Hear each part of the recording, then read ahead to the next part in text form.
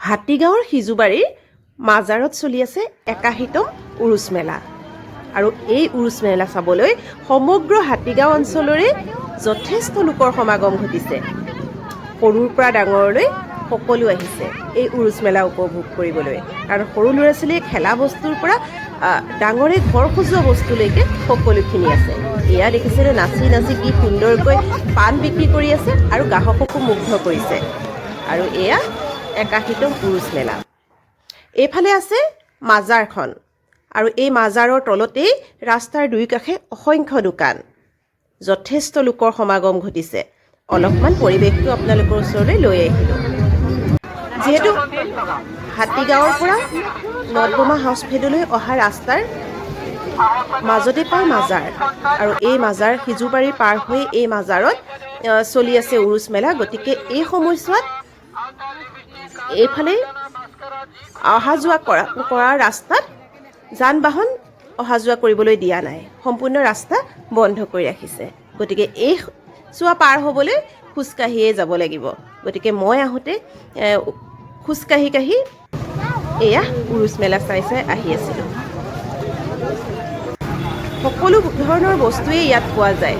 খোৱা খাদ্য সামগ্ৰীয়ে হওক বা জুৱেলাৰীয়ে হওক, বিভিন্ন ধৰণৰ কাপোৰ কানিৰ পৰা ধৰি সকলো বস্তুৱেই বাচন বৰ্তনলৈকে ইয়াত পোৱা যায়। আৰু সৰু ল'ৰা ছোৱালীসমূহে খেলা ধূলা কৰি নিজকে উমলাবলৈ খুব সুন্দৰ জেগা।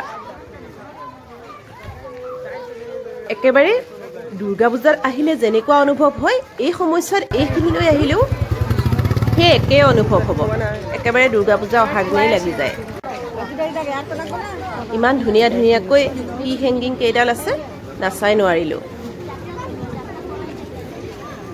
বিভিন্ন ভেৰাইটিজ বস্তু যিহেতু আনে, গতিকে সকলোৱে আহে ইয়ালৈ বস্তুসমূহ চাবলৈ আৰু ল'ৰা ছোৱালীবিলাকে খেলা ধূলা কৰিবলৈ আহে।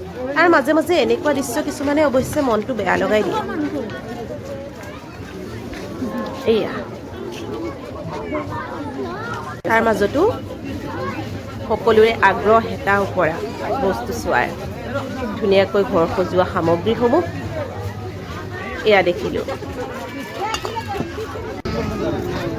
কাপোৰ কানিৰ পৰা কি নাচাব, সকলো ফালে চালে চকুত ৰোৱা এটা সুন্দৰ পৰিৱেশ।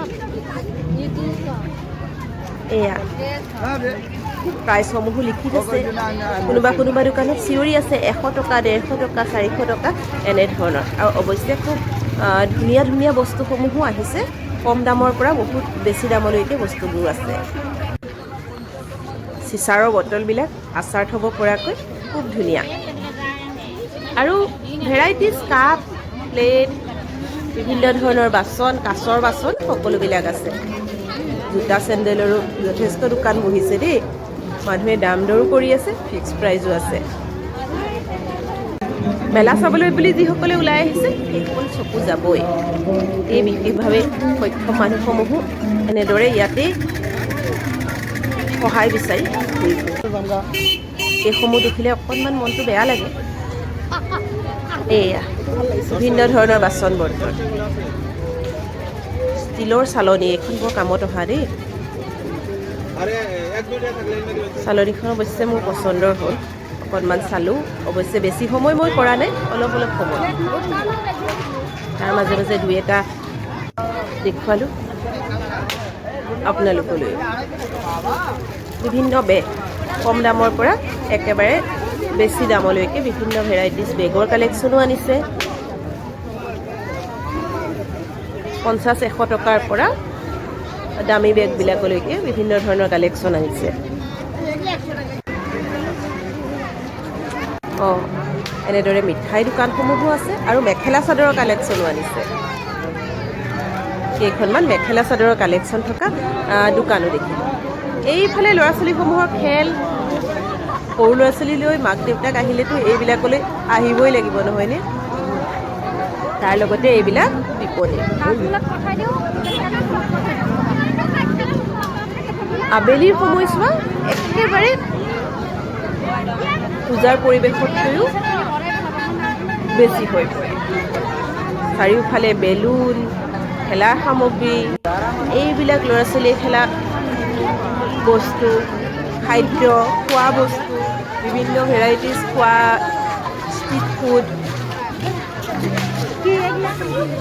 এইয়া খাৰুমণিৰ কালেকশ্যন বিভিন্ন ধৰণৰ ইয়েৰিংছ এয়া যোনে যেনেকৈ পাৰে সকলো ব্যস্ত হৈ গৈছে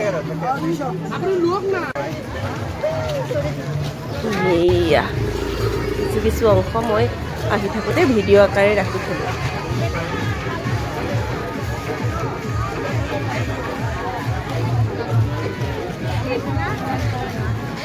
বছৰত এবাৰ প্ৰতিবাৰেই এনেদৰে উৰুচ আহে 3 দিনৰ কাৰণে আৰু এই সময়ছোৱাতে এই হাতীগাঁৱৰ পৰা হাউচফেডলৈ এই সম্পূৰ্ণ জেগাডোখৰ উদুলি মুদুলি হৈ পৰে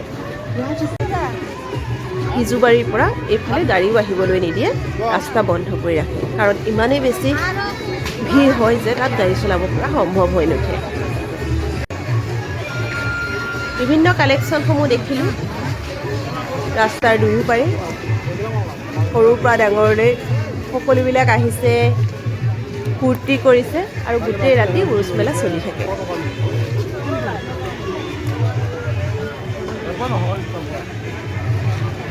বাচন বৰ্তনৰো বিভিন্ন কালেকশ্যন এইয়া